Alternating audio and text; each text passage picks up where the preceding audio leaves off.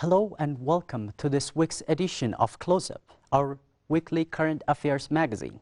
As usual, we have brought you two items. Going to the first item, the Red Sea resort town of Sharm el-Sheikh last week hosted Egyptian investment conference where a number of prominent foreign officials and business figures attended.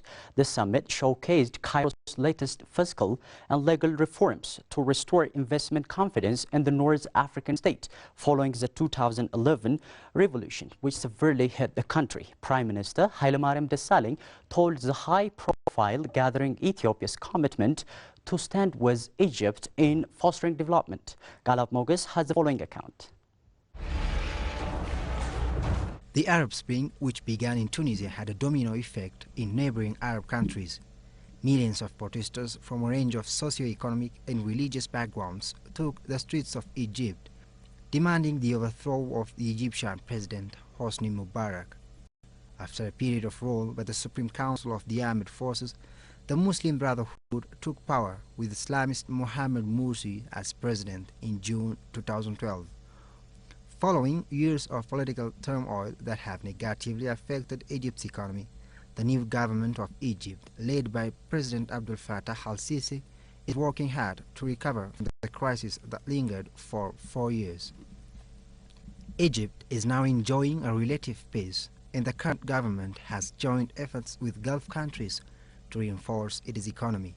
As part of the efforts to boost its economy, Egypt very recently hosted a Global Investment and Economic Development Summit at Sharm el-Sheikh themed Egypt the Future.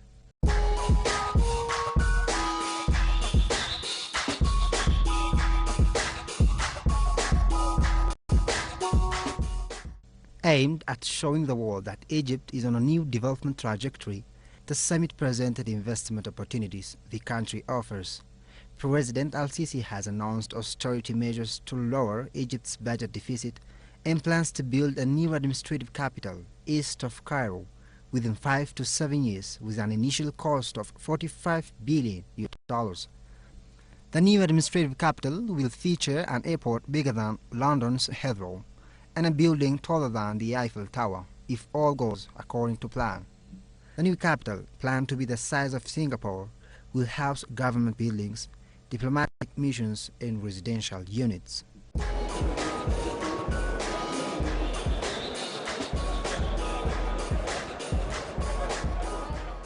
Over 60 heads of state and government, financial institution heads and business persons participated in the investment summit.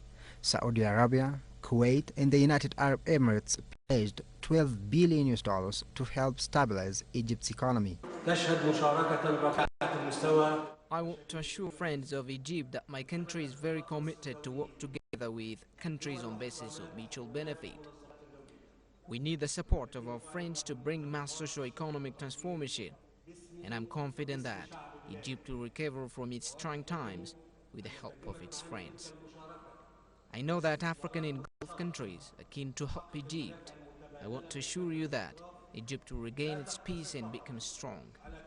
A main source of revenue and foreign currency, tourism in Egypt has been battered as a result of the political instability and violence over the past few years.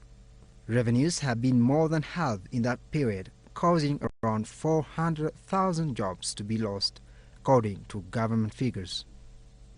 Al-Sisi says the last few years have been a disaster, but he's optimistic about the future and called on neighbors to join efforts in fighting terrorism, which has been a stumbling block for a long number of tourists. Egypt is always committed to fight terrorism and extremism. As the region is exposed to terrorists, we need to ensure our security and those of our neighbors. Collaboration is a must in this regard. Among the heads of state and government who participated at the event was Ethiopian Prime Minister Hailemariam Desalegn, who expressed commitment to stand with Egypt in fostering development. The Premier said River Nile, which binds the two sisterly countries, should bring the two countries more closely. As the sons and daughters of the Nile, our destiny is together. We either sink or swim together. Mr. President,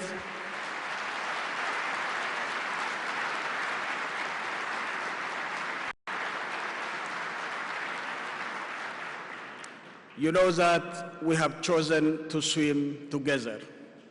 Ethiopia will back Egypt in the fight against terrorism. The infliction in Egypt is the infliction in Ethiopia. And the prosperity in Egypt is the prosperity in Ethiopia. Let us fight terrorism together and make our region peaceful. Let us proceed with our projects of integration, proceed as we design for ourselves. The visit to Egypt by Ethiopia's Prime Minister reinforced existing relations between the two countries. I have explained the unwavering position of Ethiopia regarding the Nile River, which bases on mutual benefit. In a way, our Egyptian brothers and sisters get clear understanding. The world now is getting closer and closer more than ever. Likewise, we Africans should work for our own bright future. Ethiopia is keen to work with Egypt in many development sectors. When a single African country is in crisis, it will affect others as well. For instance, our meat export to Egypt has declined when Egypt was hit by crisis. In the same vein, a growth in one African country has a positive impact on another. That is why we say we're keen to develop with Egypt.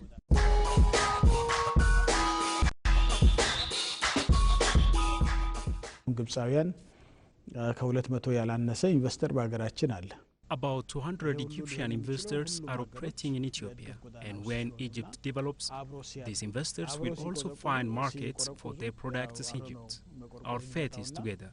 As I said, we either sink or swim together. Swimming together is the best and the only choice we have. During his stay at Sharm el-Sheikh, Prime Minister Hailemariam Desalegn held separate bilateral talks with President of Rwanda, Paul Kagame, and Somali's President Sheikh Hassan Mohammed on regional and bilateral issues. Completing his stay in Sharm el-Sheikh, Prime Minister Hailemariam Desalegn headed to Algiers, Algeria, for an official visit to the North African country.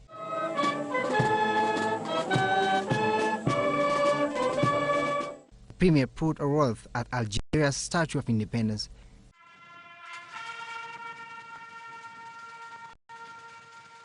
and visited the National Museum, which portrays the fierce struggle for independence from French colonial rule.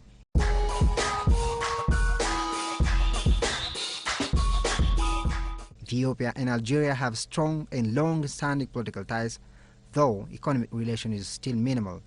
The Premier held talks with President Abdul Aziz Bouteflika and Prime Minister Abdul Malik Salah on ways of strengthening economic ties between the two countries. The two countries inked agreements allowing Ethiopia to export meat to Algeria. Airways of the two countries have also reached agreements to work together.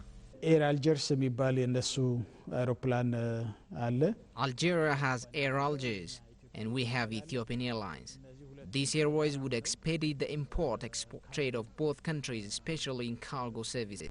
Not only with Algerian Airways, but with other African airways, we would take some measures. This is a great opportunity for both airways to reinforce partnership. Algeria has rich experience in technical and vocational education and on mining sector, which Ethiopia is keen to share best experiences from Algeria. The two countries also reached agreements to join efforts in fighting Boko Haram. Boko Haram terrorist group is inflicting massive security danger on West African countries, and that is a big threat for all Africans. About 40 million people are under Boko Haram's territory. We shouldn't let this terrorist group harm residents in the area. Algeria has experience in fighting terrorism, and we also have our own Ethiopia in fighting Al-Shabaab in East Africa. So we need to work in unison in fighting Boko Haram, as it is causing harm not only on Nigeria, but the continent as a whole. Besides, the Prime Minister discussed with leaders of Algeria on global warming and pledged to cooperate in building green development economy.